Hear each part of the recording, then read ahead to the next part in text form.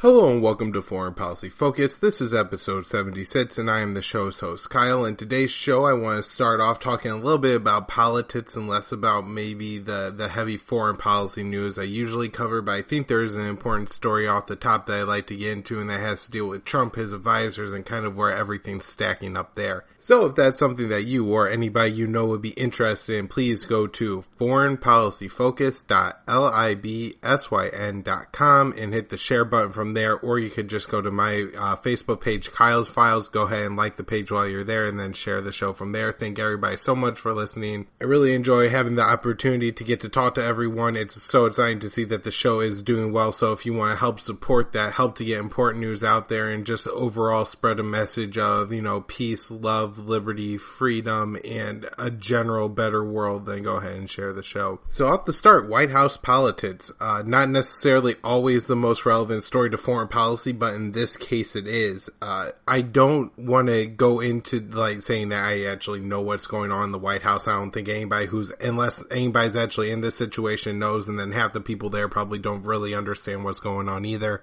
But it does seem to me that there's something very relevant and important to talk about here, and that is the media, a lot of pundits, and this is just kind of becoming the general establishment narrative that I'm hearing on TV, and that there's kind of two classifications of people in the Trump administration when it comes to foreign policy. One of those classifications is what they're calling the adults in the room. These are always kind of portrayed as the people who are doing things right, who, when, Trump's finger is going to be on the button, these are the people that they want whispering in Trump's ear. These are the people that Trump should, trust to make for decisions. These aren't the kind of people that want to ban trans people from the military. These are the kind of people that, just want to keep all the wars going. From what I could tell, the most kind of consistent group of people I see put into this adults in the room category are H.R. McMaster, who is the National Security Advisor, General James Mattis, or Mad Dog Mattis, who is the Secretary of Defense.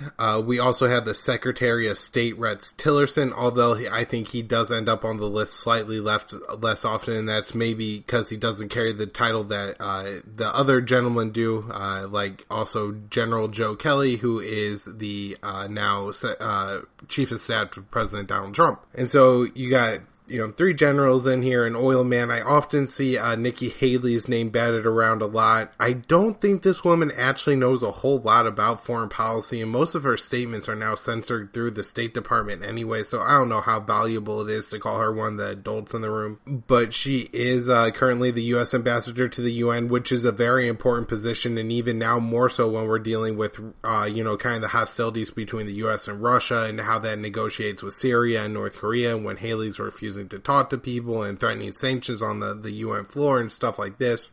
It creates a very problem. So whatever she believes is very important, but if she ever gets thrown into a category, it's definitely in with the adults of the room. She's much more aligned with the establishment. I've also seen Haley's name floated as being a potential replacement for Rex Tillerson should he ever step down. So that's just another reason we should always keep our eyes on Nikki Haley. While the media likes to label these people as the adults, I think they could go by some other names as well. Establishment is probably the one that I think is most accurate, but some people would prefer this term deep state. I'm not a huge believer in the whole deep state idea. If anybody's interested, I could talk about that more later on, but I do think that there is kind of an establishment consensus narrative in Washington, D.C. that was adopted by both the George W. Bush and then the Obama administration when it came to foreign policy. Both men did surges, both men waged drone wars, both men escalated the wars of the presidents before them, both men were very involved in Iraq, Syria, waged war, quote unquote in the name of jihad around the world, but really only benefited other groups such as Iran. Both sold lots of weapons to Saudi Arabia, and we already see Trump picking up on this as well. Very good friendships with the Sunni countries in the Middle East, and then taking this line against the Shia. Less with George W. Bush, but certainly towards the end of his presidency and definitely into the Obama administration, one of the big problems we have is the relationship with the, establishment in Russia, really pushing this line of Russian aggression. Of course, we have the issues in Chechnya, and then in Georgia, Ukraine, and other color revolutions in the region. All of these greatly upset Russia, and, were U.S. policy under both George W. Bush and Barack Obama, and even for the Russia policy, you could go all the way back to Clinton and this idea of NATO expansion that came along with him. And so when you look at, who the media is labeling the adults in the room, really what you have is the thinking from the past 16 years to 25 years. You could really chase this all the way back to H.W. Bush and his original Iraq War, the push for that, which in large part was at least green-lighted by the United States, Saddam's invasion of Kuwait, which led to then the eventual U.S. Taking out of the Iraqi army and backstabbing some Shiites in the area that we promised we would continue the war, and a lot of them ended up dying. So really, we go all the way back to George H.W. Bush and see the failures of the establishment foreign policy that has really been in place ever since. And I'm sure those of those who are a little bit older than myself and with better knowledge of the issue may be able to link it all the way back, Carter, Ford, Nixon, however far you want to go. And so I guess like I was saying before, it's interesting that these people are labeled the adults in the room because they're the ones trying the same old tired foreign policy. If you have a child and an adult both working on a task and then they try a method to complete that task and it fails, so you try to put a square blot through a round hole, doesn't work, you would much sooner expect the adult to be able to pick up on that and realize, hey, this square block isn't going to go through that round hole, I just tried it didn't work, than you would the child. And in this case, it seems like, the adults are not learning what their failures are. In fact, in some cases, they've really been able to mask the failures. If we look at maybe examples of the surges both in Iraq and Afghanistan, we have this pretense that the surge worked, we did the right thing. However, post-surge in Iraq, we ended up with an explosion of ISIS taking half of the country. I mean, look, even going back to the days when Saddam were in power, Saddam over ISIS. Same thing in Afghanistan. You have this idea that the surge under Obama worked, the surge worked, yay, surge, yay. But really, look what happens. We put 100,000 troops in, 50,000 UN troops, 150,000 total. A bunch of Marines died trying to get the Taliban out of every last corner of Afghanistan. Unfortunately, they just hid in caves. When the Marines left, the Taliban came back. And while, you may be able to see some very immediate results of a surge, at the end of the day, as soon as the troop wind down happens, the insurgency gets back up, and then you accomplish absolutely nothing. So unless, as the United States, unless you're willing to commit a couple 100,000 soldiers to Iraq, 100,000 soldiers to Afghanistan, be willing to tolerate a few thousand U.S. soldiers dying every year, spending $1 trillion in Iraq, and probably, maybe a quarter or $750 billion in Afghanistan in an attempt to, stabilize the country permanently, you're going to see that's just not sustainable, that you can't do that the American people would absolutely reject that. However, that's exactly, they're either prescribing that policy in some cases, like I think Eli Lake or Elliot Abrams was suggesting we do another surge in Afghanistan. Or you have this idea that, while we're not going to send a whole bunch of troops in, we're still going to be able to win the war, which obviously can't happen because you couldn't win it with 100,000 troops. And so this is who the media has labeled the adults, are the people who have been wrong. If you look to that interview with Tucker Carlson and a neoconservative where he absolutely, I think it's Matt Spoot, where he absolutely, goes through and says, look, you guys were wrong on the Afghanistan war. Why don't we just go home? And Matt Spoot tries to, score him out of it all these times, but can never really answer the question because, of course, he's obviously wrong that we, shouldn't continue the intervention there. And yet somehow these people get the label of adults. And if you think of what the label adult means, it's decision maker, it's experience, it's responsible, caretaker, intelligent, these are the people that you want making the decisions. But if you look at the decisions these people made, we obviously don't want these people making the decisions. In the other category, you have who they're labeling, either the racists, the nationalists, the Trumpians, the children at times, and these usually include at least Steve Miller and Steve Bannon. I imagine this would have also included Michael Flynn at a time, although even kind of when Michael Flynn first came on board, everybody was like, oh, he's a general, thank God we have an adult in the room. But then when it turns out he was a complete Trump hack, everybody then rejected kind of the idea that Michael Flynn was an adult in the room, and then, of course, they got him kicked out as the national security advisor. And that's, just while I'm there, I'm just going to bring this up real quick. What I'm doing right now is not a defense of Bannon or Miller. I don't necessarily agree with their foreign policy either. I'm going to get into that a lot right now, but when the media is doing something so critical as to label half of the people in Trump administrations as, the people we need to listen to and the other half is not, it's important to look at who's in those two groups and see if we should believe the media and we, should reject one group and support the other. With Bannon and Miller, we have this more Pat Buchanan-esque, American first kind of nationalism they talk about. And what Bannon and Miller tend to advocate on foreign policy is this idea that in places like Syria and Afghanistan, the U.S. should definitely, just not be involved. In Afghanistan, I think, Miller's and Bannon's pushes to draw the forces down, realizing there's not a good option, that we've been at this for 16 years, that U.S. troops are dying in Afghanistan. What seems like weekly now, if not bi-weekly, we're hearing about, one or two deaths coming out, usually a few at a time coming from some kind of suicide attack. They don't want this. They think American blood is very important. They really like Americans and they want America and Americans to be stronger. So they say, well, this obviously isn't working and we don't want any of more of our boys to die over there, so we're going to bring them home. Now, in making this point, they may say something very stupid and inconsiderate, like an Afghani life isn't worth the U.S. life or something like this. Like, it's not worth, the U.S. blood to spill trying to, put Afghanistan back together. However, I mean, if you just look at the effective results of how much U.S. blood has been spilled in Afghanistan, what the net results of that has been for the Afghani people, it's obviously, that American blood isn't what they need to till their soil with. This isn't the solution. It's not Americans could go to Afghanistan, die, and suddenly that will, paint a good picture for Afghanistan. Americans dying in Afghanistan has largely been a negative for Afghanis. If you look at just, the Taliban being in place, yeah, they were a negative, but they kicked all the pedophiles out of power, which was a real problem.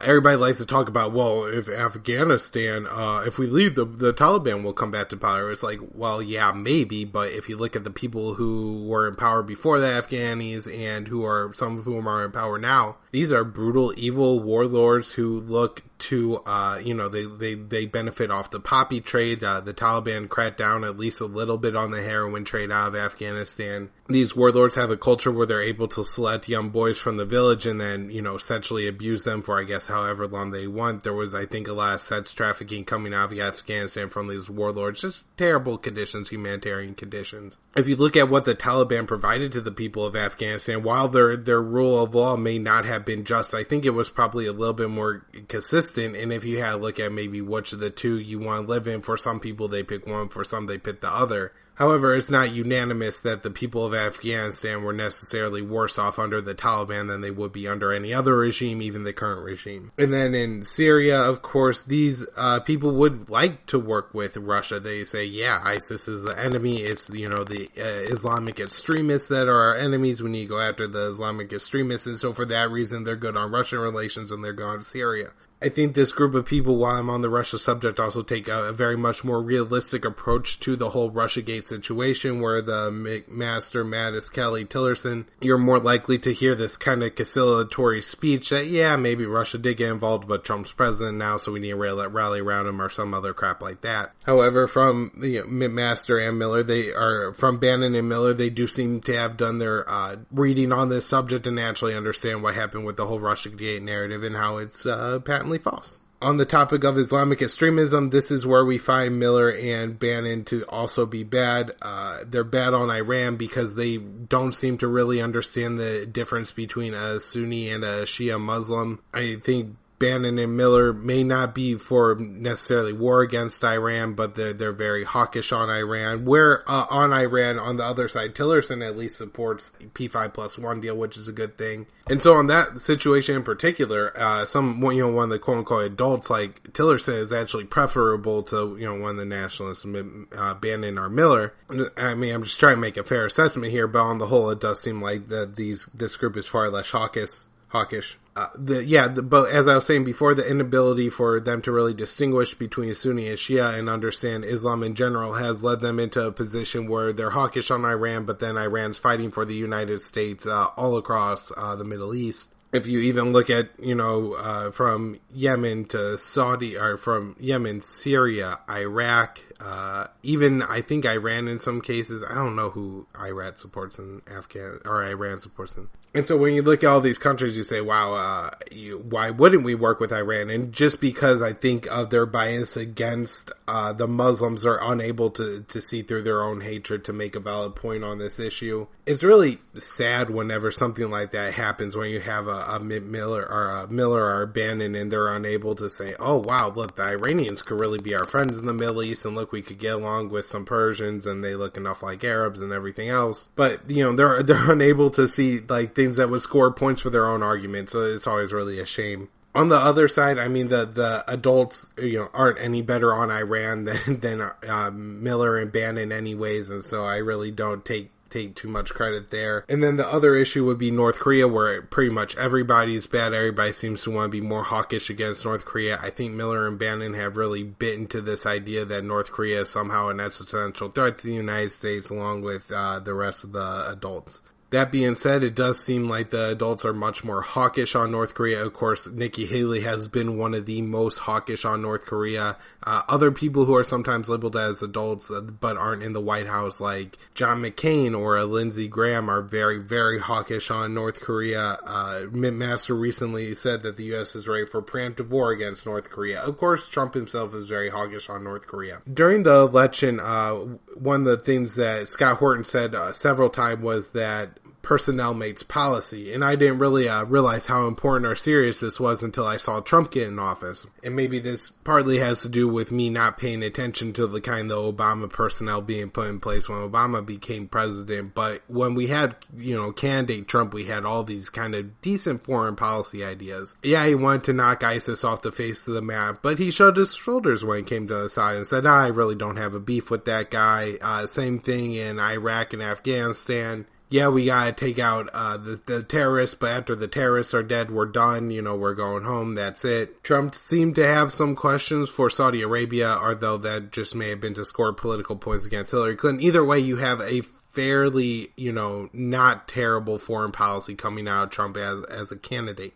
He gets into office and none of it goes into place, and I think part of that has been who his personnel is. Whether it's, maybe people intentionally leaking information to just slow down any momentum or progress of the Trump administration, or it's those people like intentionally going against Trump, making statements in the public that are against the policy that Trump would like to pursue, etc. All these are very much problems in his administration. It's sad. I would have hoped that somebody as strong will to Donald Trump wouldn't have let himself get railroaded by bad politicians like this, but this is seemingly what has happened to Donald Trump. And just always be careful when you read those labels that say, these people are the adults in the room, because a lot of times they are not, and they are just as bad as everybody else. A few other stories I want to go over. Another one not having a ton to do with foreign policy, but I do think it's relevant, and that is Jeff Sessions saying that the White House will be subpoenaing journalists who publish leaked information.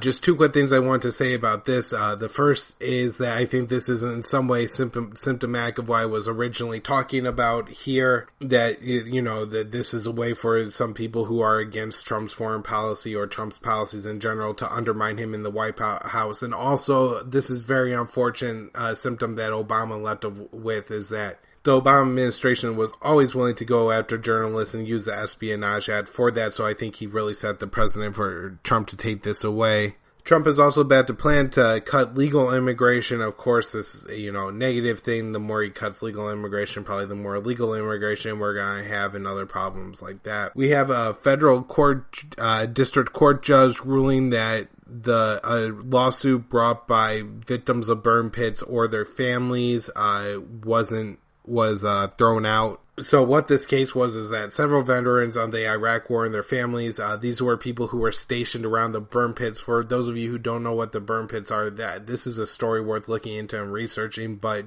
just for a general, pretty close to where people were stationed, they dug pits, and then they started burning things in these pits. I think they were lighting the pits on fire with jet fuel and then pushing all kinds of munitions and bodily waste into these pits. And then, of course, since it was so close to where people were stationed, they were bringing it in. People think this has caused cancer in a lot of people, and they've compared it to Vietnam's Agent Orange. And so I think it's just something that we need to keep keep our eyes on, and hopefully this will continue to move forward, even though this judge threw it out. This judge has previously thrown out the same case for the same reason, saying that the contracting company isn't responsible, who actually dug the pits and I guess operated them, because the military told them where to put the pits, and that the military can't be held responsible because the military isn't responsible for decisions that the military makes during wartime. We have Mike Pence traveling overseas to Georgia to meet with the president there. This will probably upset Russia a little bit. Tillerson is meeting with Russia's foreign ambassador Lavrov for talks. According to Lavrov, the talks were mostly about kind of what the Russian expulsion of U.S. diplomats means. The UN has levied sanctions on North Korea. It looks like there's $1 billion. They're going to sanction coal exports, $1 billion, and then all other exports, $3 billion. Turkey has opened their largest military base overseas. There's going to be 1,500 troops in the base that's located in Mogadishu, Somalia. Only thing I'd like to know about this story is just people really freaked out when China opened their military base overseas, but now we have Turkey, which, much smaller world power overall than China, locating a similar sized military base right next door. In a kind of story that I think is very representative of what's been going on in the Middle East, we have Turkey accusing the United States of giving the YPG tanks. The U.S. pretty immediately denied this and said, no, we're not giving the tanks to the YPG. The YPG came out and said, well, we do have some U.S. tanks, but they came from ISIS. And so I just think this goes to show just the ridiculous nature of U.S. foreign policy in the Middle East. We're clashing with our NATO allies about some Kurdish people in the Middle East having U.S. tanks. And it turns out they didn't even come directly from the U.S. They actually came through ISIS. In Afghanistan, we have basically what it looks like to be some kind of mysterious raid of people possibly coming across the border from Pakistan, killing 50 Shiite civilians and burning their homes in the middle of the night. The Taliban had come out and said that, not us, we're not doing it, and actually we condemn this kind of stuff, and I didn't see any statement from Islamic State Khorasan, which is the Islamic State group that operates within Afghanistan. These stories out of Syria, we have U.S. airstrikes killing 46 civilians in Raqqa on Saturday. It looks like progress is starting to slow in the city, and kind of this is what we saw in Mosul as progress slowed, airstrikes increasing civilian deaths did as well. We have an airstrike on an ISIS jail that I talked about back in May, actually killed about 160 or more civilians. A lot of people in the area said everybody who was in that jail held as a prisoner was innocent, and mostly are guilty of something dumb like smoking cigarettes. It's likely a U.S. airstrike that carried out. It was the only planes flying that day. We have the Syrian Arab Army taking the last ISIS hold in the Homs province, and this is clearing the road for the Syrian Arab Army to advance on Deir ez-Zor, which, along with Raqqa, are the two big cities held by ISIS still. And finally, we have a very interesting story coming out of Yemen, where we have U.S. ground troops aiding UAE mercenaries on the ground in Yemen. There appears to be a militia of about 2,000 mercenaries paid by the UAE, and then they're receiving U.S. support to fight against Al-Qaeda in the Arabian Peninsula. I wasn't able to see any information that this militia was also fighting against Houthi forces in Yemen. Alright, everybody, that'll do for the show for today. I hope everybody liked the show. If you did like the show, please share the show. Friends, family, whoever might listen to it. You can find it at foreignpolicyfocus.libsyn.com or on my Facebook page, Kyle's Files, that's Kyles Fyles. I'm also have a private Facebook group, Foreign Policy Focus, on Facebook, of course. I'm on at KYAAALE on Twitter. My personal website is kylesfilesblog.com, and all of my daily news roundups go up at the Libertarian Institute. Thanks, everybody, for tuning in.